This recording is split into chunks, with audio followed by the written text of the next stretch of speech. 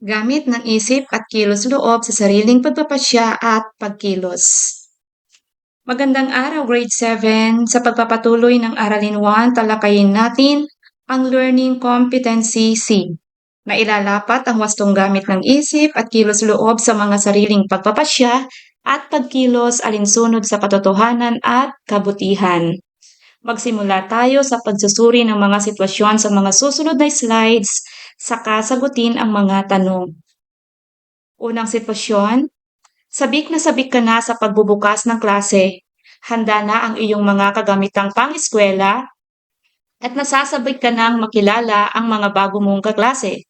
Subalit sa unang araw pa lamang ng pasukan ay may kaklase ka na ayaw kang paupuin sa bakanting upuan malapit sa kanya dahil para daw iyon sa kanyang bag at iba pang gamit.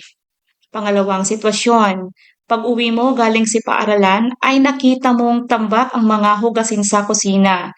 Ang ate mo ang nakatoka upang maghugas, subalit hindi pa siya nakauwi ng bahay.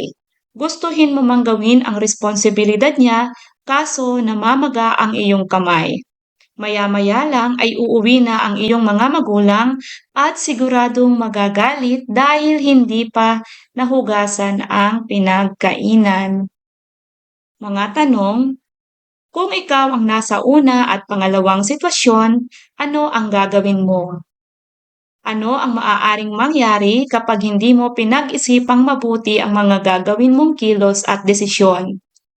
Ano ang mga kailangan mo para makabuo ng makatwirang kilos at pagpapasya? Ano ang pagpapahalagang kailangan mong malinang upang makabuo ng matalino at makatwirang pagpapasya? Mga bata, dapat tandaan na kapag ikaw ay nagpasya ng hindi mo pinag-isipang mabuti, halimbawa ay nagpadala ka sa iyong emosyon, ay maaari kang magkamali, mabigo at magka-problema.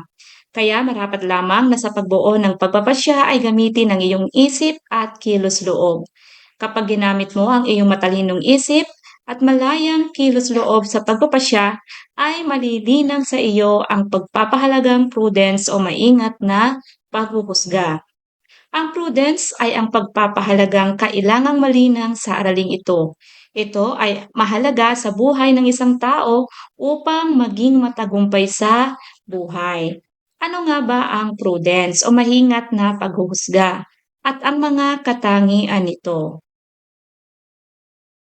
Ang prudence ay ang kakayahang pamahalaan at disiplinahin ang sarili sa pamamagitan ng paggamit ng katwiran. Kabilang dito ang pagsasaalang-alang sa hinaharap at pag-iingat upang maiwasan ang mga potensyal na panganib o negatibong kahihinatnan. Ito ay ang paggawa ng matalinong mga desisyon batay sa maingat na pagsasaalang-alang sa mga katotohanan at mga potensyal na resulta sa halip na kumilos ng padalos-dalos o emosyonal. Ilan sa mga katangian nito ay mapanuri o analytical, objektibo o objective, matiyaga or patient, hindi padalos-dalos or not impulsive. Ang prudence ay mapanuri o analytical. Ibig sabihin, maingat na pagsusuri ng mga katotohanan at impormasyon bago gumawa ng desisyon. Hindi basta-basta naniniwala sa unang narinig o nabasa. Halimbawa, nag-PM si Jen kay Gina ng isang announcement na nagsasabing kanselado ang klase bukas sa lahat ng antas sa kanilang syudad dahil sa parating na malakas na bagyo. Pagkabasa sa announcement ay hindi agad naniwala si Gina, bagkos ay kanyang sinuri kung mapagkakatiwalaan ba ang source nito at napatunayan niya na ito ay isa lamang fake news. Ibig sabihin ay may pasok talaga kinabukasan. Kung si Gina ay hindi naging mapanuri ay agad itong maniniwala sa fake news na ito. Maaaring magdesisyon siyang magpuyat ngayong gabi, total wala namang pasok kinabukasan. Hindi niya isiset ang kanyang alarm clock dahil hindi niya kailangang gumising ng maaga kinabukasan para maghanda sa pagpasok sa paaralan. At dahil dito ay maaaring makaliban siya ng isang araw sa klase at maraming aralin ang kanyang mamimiss. Ang pagiging mapanuri ay siyang nagsalba kay Gina na hindi makagawa ng maling pagpapasya at kilos na maaaring magdulot ng suliranin. Pangalawa, ang prudence ay objektibo or objective. Ito ay pag-iwas sa personal na bias o emosyon sa paggawa ng desisyon at pagtuon sa mga katotohanan at lohika.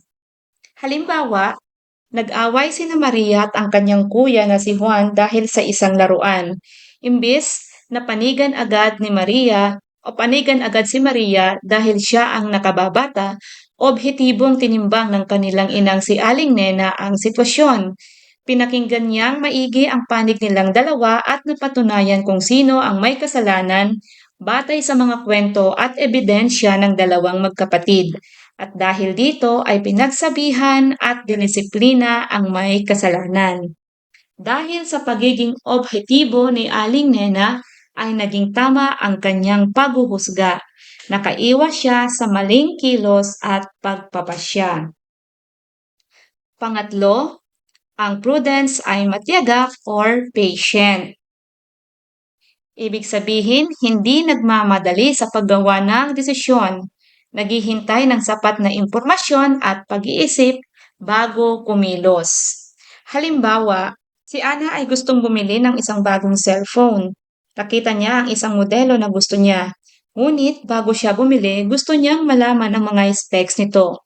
Kaya naman, siya ay nagsaliksik muna at nagtanong sa tindero tungkol sa RAM ng cellphone, ang storage nito, camera, at battery life. Pinag-aralan niya ang mga specs at pinagkumpara sa ibang modelo. Matapos makita ang mga specs, nagpasya siya kung ang cellphone ba ay angkop sa kanyang pangangailangan. Sa halimbawang ito, si Ana ay nagpakita ng pagiging matiisin dahil hindi siya nagmadali sa paggawa ng desisyon at pinag-aralan niya ang mga specs ng cellphone bago gumawa ng desisyon.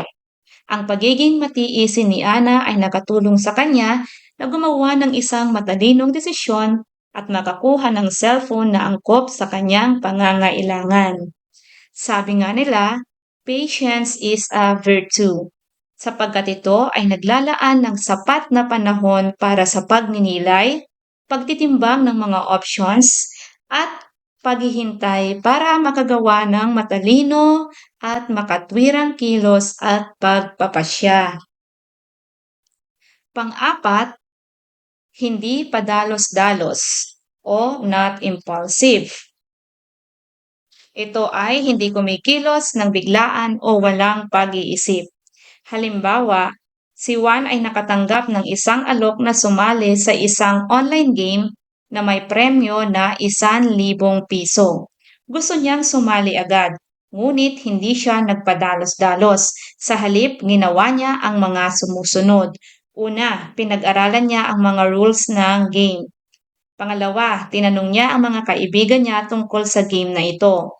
At huli, pinag-isipan niya kung may hidden fee o requirements ba sa pag-withdraw ng premyo.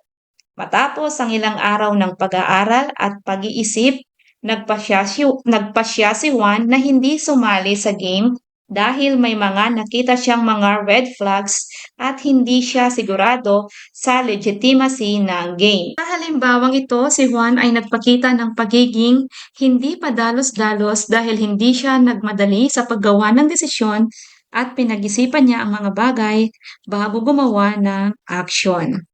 Conclusion. Mahalaga na malinang sa iyo ang maingat na paghuhusga o prudence upang ikaw ay hindi magkamali sa iyong mga pagpapasya at kilos na isasagawa. Sapagkat ang iyong mga pagpiling ginagawa sa ngayon ang siyang magdidikta ng iyong kinabukasan. Ibig sabihin, kailangang taglayin mo ang pagiging maingat sa paghuhusga sapagkat dito nakasalalay ang iyong pagpapasya at pagkilos na ginagawa ngayon na may malaking epekto sa iyong kinabukasan. Kapag ikaw ay naging maingat sa iyong pagpili, ikaw ay magiging matagumpay sa hinaharap. Dito nagtatapos ang ating aralin. Maraming salamat sa panunood at pakikinig. Hanggang sa muli. Paalam!